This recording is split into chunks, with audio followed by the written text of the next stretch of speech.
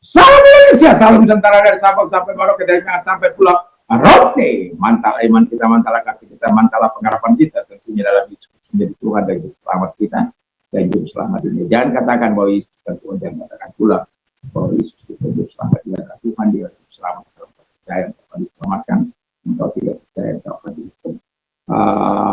Yohanes 3 ayat 16 dan ayat 36, Yohanes 14 ayat 6, Yesus berkata, akulah jalan dan kebenaran dan hidup, dan seorang sampai kepada Allah kalau tidak melalui aku. Dan salah 4 ayat 20 mengatakan, dan keselamatan tidak dalam siapapun juga selain di dalam Dia Yesus Kristus, karena di bawah pulau langit ini tidak ada orang lain yang diberikan kepada manusia yang olehnya kita diselamatkan. Haleluya, mantap Yesus. Dan Yohanes 3 ayat 16, karena begitu besar kasih Allah akan dunia ini sehingga Ia mengaruniakan anaknya yang tunggal, supaya setiap orang yang percaya kepadanya tidak binasa, melainkan beroleh hidup yang kekal. Saya, saudara, kita semua yang percaya memperoleh hidup yang kekal. Karena dengan hati percaya engkau dibenarkan, dengan mulut mengaku engkau diselamatkan, dan orang yang percaya tidak akan dipermalukan. Roma 10 ayat 9 sampai dengan 11. Kiranya ya, kekuatan Tuhan, kekuatan firman, kekuatan Roh Kudus, kekuatan iman, kekuatan doa akan menyertai kehidupan kita mulai hari ini sampai selama-lamanya. Selamat istirahat, dan sebelum kita istirahat tidur, ya izinkan firman Allah untuk kita dengar. Iman timbul dari kebenaran. Puji nama Tuhan, kita berdoa. Terima kasih, biarkan Engkau menolong kami untuk menjadi orang yang jujur dan maju. Dalam nama Yesus, amin. Saya akan membacakan Yakobus 5 ayat yang ke-12 dan 13. Demikian bunyi firman Allah. Tetapi yang terutama saudara-saudaraku, janganlah kamu bersumpah demi surga maupun demi bumi atau demi sesuatu yang lain. Jika ya, hendaklah kamu katakan ya, jika tidak, hendaklah kamu katakan tidak, supaya kamu jangan kena hukuman. Ya, kalau ada seorang di antara kamu yang menderita, baiklah ia berdoa. Kalau ada seorang yang bergembira, baiklah ia menyanyi. Ada yang takut, baiklah ia memanggil penasihat. Nah, yang mau saya katakan, tema kita adalah orang jujur yang memberikan dampak. Kita pernah mendengar di dalam seorang anak yang menemukan $50,000, lalu kemudian uang itu dikembalikan. Dia seorang miskin yang tidak dapat melanjutkan sekolahnya, tapi dia diajar untuk jujur. Lalu kemudian orang-orang di sekitarnya mengatakan bodoh, tapi kemudian dia mendapatkan dari presidennya sesuatu yang luar biasa, dan orang-orang banyak menyumbang, dan kemudian dia disekolahkan di sekolah yang terbaik. Kalau tidak salah itu negara Mesir. Saya lupa, karena sudah lama saya mendengarnya. Tetapi yang mau saya katakan, inti kejujuran itu tidak akan pernah mempermalukan Anda. Tidak akan membawa kepada kehancuran, tidak akan membawa kepada kesesatan, tetapi membawa keberkahan sebagaimana firman Allah. Nah, jadi orang yang jujur itu ya senantiasa berkata ya di atas ya, tidak di atas tidak. Karena dia tahu kalau tidak itu adalah dosa. Yesus katakan, kalau ia katakan ya, kalau tidak kamu katakan tidak, selebihnya adalah dosa. Dalam pengkhotbah dikatakan, kalau engkau tidak perlu kamu bersumpah demi ini dan itu, demi bumi, demi apapun, tidak perlu. Kalau ia katakan ya, kalau tidak katakan tidak. Karena kalau kamu melebihi dari itu, kamu akan kena hukuman. Mungkin tidak dari hukuman manusia, tidak hukuman pengadilan, tapi hukuman ilahi pasti datang. Karena apa? Kita berbohong. Kita tidak mengatakan iya yang seharusnya iya, tidak yang seharusnya tidak. Dan kebohongan yang separuh-separuh itu juga akan berbahaya. Ya, kebohongan yang terus diulang-ulang sepertinya akan menjadi benar. Itu sebabnya apologet kita berjuang mempertahankan iman kita supaya kebohongan yang disebarkan oleh apologet dari seberang, itu tidak akan berdampak bagi kita. Karena apa? Uh, sudah ada counternya, ya, sudah ada counternya. Kalau mungkin tidak di zaman internet, kita mungkin tidak bisa mengcounternya. Tapi dengan zaman internet ini kita bersyukur bahwa hal-hal yang dikatakan yang tidak benar tentang Injil, tentang firman Allah, tentang Yesus Kristus itu kita bisa counter langsung oleh para defender-defender faith itu ya. Jadi pembela-pembela iman itu. Walaupun sekali-sekali saya menyatakan pembelaan iman itu, ya. Tapi saya bukan berarti saya hanya mau menyatakan berbagi tentang kasih Tuhan dari firman Allah, dan soal mempertahankan iman itu mereka jauh lebih hebat ya. Kiranya Tuhan Yesus memberkati pelayan mereka. Nah, dan jadi kalau ia katakan iya, kalau tidak katakan tidak. Kalau tidak, ya kita akan mengalami hancur. Dan yang kedua, doa orang jujur dijawab oleh Tuhan. Amsal 15 ayat 8 itu. Jadi ada menderita karena kejahatan, karena dosa.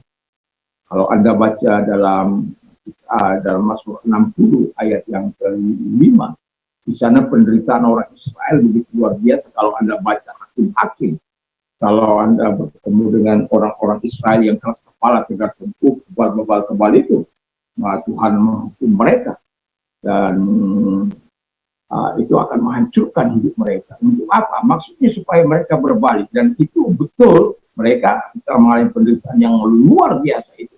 Mereka akhirnya berseru kepada Tuhan, dan anehnya Tuhan itu menjawab mereka. Kalau manusia kan sakit hati. Oh, kamu udah suka menyakiti saya, berani kau datang sama saya. Enak aja kau, sudah menghina saya, sudah mengolok-olok saya, berani kamu datang kepada saya minta tolong. Tuhan itu tidak seperti itu. Tuhan katakan, well, aku akan menjawab Tuhan. Nah, yang terakhir kata firman Allah, belum. Jadi menderita karena kejahatan itu akan memperberat keadaan kita. Tapi orang jujur itu akan menjauhi kejahatan, ya. Orang jujur itu perbuatannya perbuatan yang lurus, tulus, benar, dan memberkati kota dan memberkati orang lain. Itu sebabnya dia berdampak, ya, memberikan pengaruh di tengah-tengah jemaat, di tengah-tengah persekutuan dimanapun dia ada, di tengah-tengah masyarakat, karena kejujuran. Dan itulah sebabnya saya mau katakan, biarlah kita memiliki hati yang jujur. Karena jujur tidak akan menghancurkan Anda, jujur akan membawa kebaikan, baik masa depanmu maupun masa depan generasimu. Dan orang jujur itu akan senantiasa yakin dan percaya akan pemeliharaan Tuhan, akan perlindungan Tuhan. Dia tidak perlu takut bagaimana anak cucunya di masa akan datang. Karena apa? Dia tidak memberikan asupan yang datangnya dari kejahatan. Dia tidak memberikan asupan kepada generasinya dari hasil korupsi, dari hasil tipu menipu, dari hasil penipuan. Dia tidak berikan asupan-asupan seperti itu. Orang jujur itu tidak akan pernah memberikan hal-hal yang seperti itu. Tapi orang jahat, bagi dia yang halal saja susah, yang tidak halal saja susah, apalagi yang halal, ya. Jadi kita sebagai orang percaya harus tetap beriman kepada Yesus, tetap percaya kepada apa yang dikatakan oleh firman Allah. Dan terakhir, orang jujur itu, ya, suka memuji Tuhan, sebagaimana firman Allah katakan, kalau dia bergembira, baiklah ia bernyanyi, kan? Kalau dia menderita, baiklah ya berdoa. Kalau dia sakit, baiklah ia memanggil penatua supaya penatua itu mengoleskan niat dan berdoa.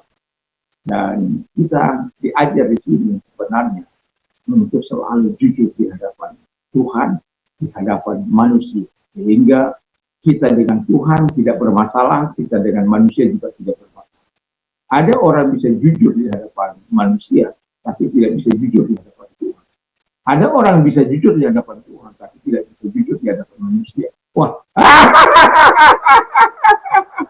jadi kedua-duanya harus jujur, dan itu akan berdampak.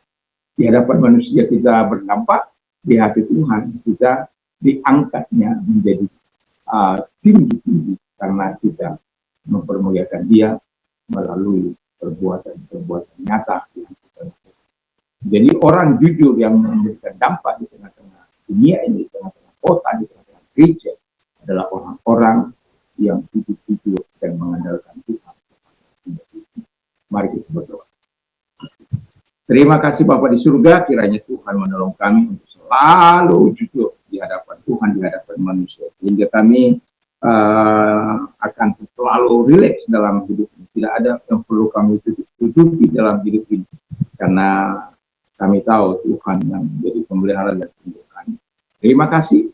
Dan kami berdoa kepada mereka-mereka yang sakit. Kalau engkau sakit, apapun sakit penyakitmu, arahkan tangan kepada Tuhan.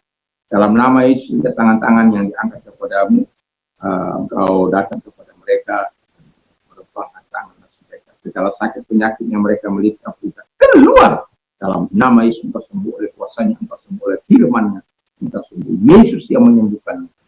Dan kalau engkau mengalami kesulitan, persoalan, masalah dalam hidupmu, arahkan tangan kepada Tuhan. Dialah tangan-tangan yang diarahkan juga kepadamu, masalah mereka, masalah kesulitan, persoalan mereka. Engkau yang tahu Tuhan Bapa di surga, mereka menyatakan kepadamu dan nama Yesus kiranya Allah datang kepada mereka, memberikan mereka kekuatan, pengharapan, dan melepaskan mereka dari segala kesulitan masalah, karena Tuhan yang sudah berjanji untuk menolong mereka. Terima kasih, kami bersyukur dalam nama Yesus. Amin. Kiranya Tuhan Yesus memberkati kita, dan kalau kita mau istirahat, jangan lupa memperkatakan firman Allah, berdoa, dan juga membaca firman Allah, katakan sebuah ayat, supaya kita tetap melihat kebaikan Tuhan. Kiranya Tuhan Yesus memberkati kita. Mantap, mantap, mantap.